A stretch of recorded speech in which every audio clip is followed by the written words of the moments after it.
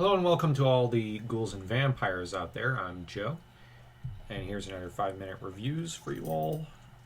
Um, this time it's The Unborn from 2009. This is a massively underrated film with quite a bit of nuance to it, in my opinion. Well, let's get first things out of the way.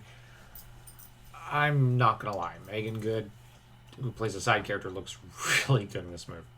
Um, Sorry, I just think she's very attractive in this movie. But anyways, the plot starts with the female lead who sees a really creepy boy in the woods, then finds a mask, and after this she starts to have hauntings.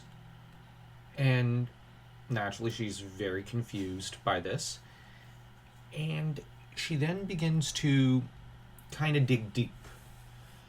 First, she finds out that she would have had a twin, but her twin died in birth. And the implication being that she kind of killed him in the womb. Naturally, she doesn't know this. But her mother was driven bonkers by the same visions that are haunting her. And she ends up trying to figure out, why is this happening to her? She meets Grandma. Grandma apparently was twin sister to a young boy during the Holocaust, but they did some sort of experiment on him that turned him kind of rabid and got him possessed by a demon. So Granny killed said possessed body, I guess you could say. And ever since then, he had been born in every generation of the family as a twin brother. Well, I should say not born, but he appears in the womb. You get the idea. And the female lead then begins trying to look into an exorcism. What's really interesting is how snobbish she is towards a Christian priest near the end helping out with the exorcism. She wants it to be Jewish. There could be no room for Christianity. She has nothing but scorn for it. Which arguably would have probably solved all the problems, but she doesn't want to do things, I'd say, almost the proper way, but kudos to her for sticking to her guns, no matter how stupid it is of her. But she ends up kind of getting a few people killed, including her best friend, who's honestly hot.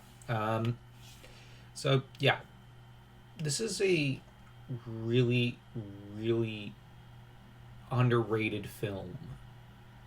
The female lead is complicated because you can kind of understand her wanting to cling to her roots, but at the same time, she kind of comes at it a little in the wrong way and thus makes a few mistakes and gets a few people killed. But it's really interesting because you can kind of sympathize with her. And what is more is that the other side characters are no less well written. And of course, you have the demon child who's really, really, really, really creepy in this film. And they don't do as much overt stuff with him until the end. At which point there's the big battle and they think they purify him. But then it turns out our female lead is pregnant. And she's carrying twins. The implication being the demon has now passed down and will continue in the line. Now thematically there's some problems because this is a movie that obviously tries to discourage childbirth and carrying children and all that, which makes it a little problematic in its themes and ideas, as that's not okay. Having children and family is very important. And so I'm gonna say this is a 2. This is a solid underrated 2009 movie.